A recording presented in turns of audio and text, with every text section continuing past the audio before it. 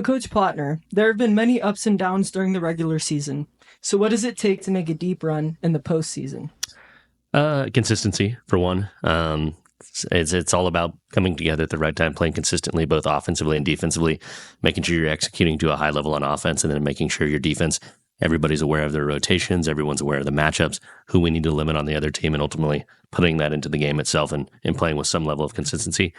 And any coach will tell you a little bit of luck sometimes. You got to get a little bit lucky when it comes to, just different various things, both offensively and defensively, whether that's a free throw or a shot that goes in that you may have not thought had a chance. But ultimately, consistency allows for luck to happen. So if you can consistently play well, luck will be in your favor in some cases. Okay. This year, Keisha has implemented new regional and sub-state setups. What are your opinions on this new rule? Yeah, it's definitely different. We're getting a sub-state opponent, first of all, this year that we're pretty unfamiliar with as far as we haven't played them, at least, so to speak, that I'm aware in Jackson Heights' history. So get a chance to experience a new opponent, an opponent that, it's better, in my opinion, than seeing a team in your league for the third time.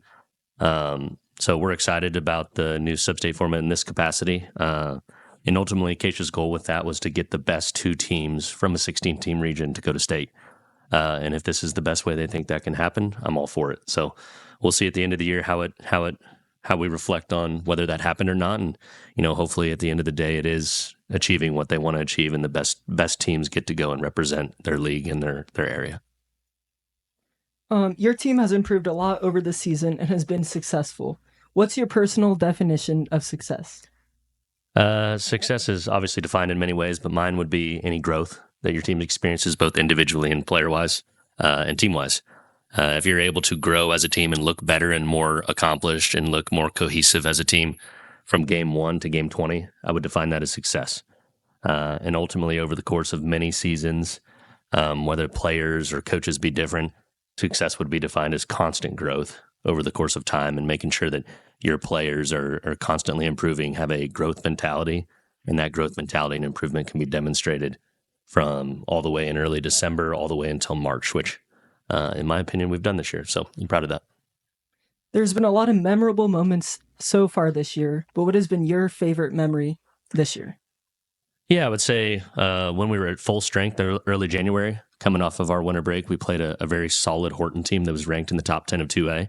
And being able to close that game out and beat a quality opponent on our home floor in front of our fans, in front of a pretty packed house was a really exciting game. And ultimately, the close was probably not what you imagined as a coach, with Austin stepping up and hitting fourth free throws.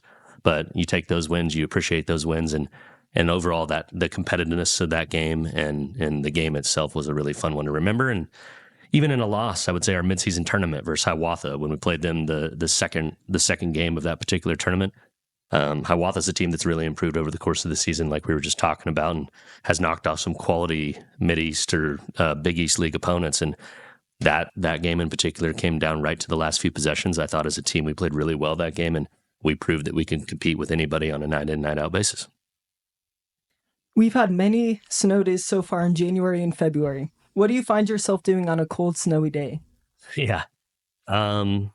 Obviously, my wife's probably not too proud of this, but a lot of snow days are spent playing video games, whether that be NCAA football, basketball games, or even playing some Call of Duty with some of the other coaches like Coach Wick and Mr. Alley and things like that. So I enjoy playing some video games in that time while the snow's falling outside or whatever may be going on. And even in some cases, Mr. Fenton, who used to teach and coach here for a number of years, he'll get some card games going with some of the teachers that currently are at Jackson Heights, and we'll play 3 or 4 hours of cards in his basement. And that's always an enjoyable experience, and a lot of good times are had there.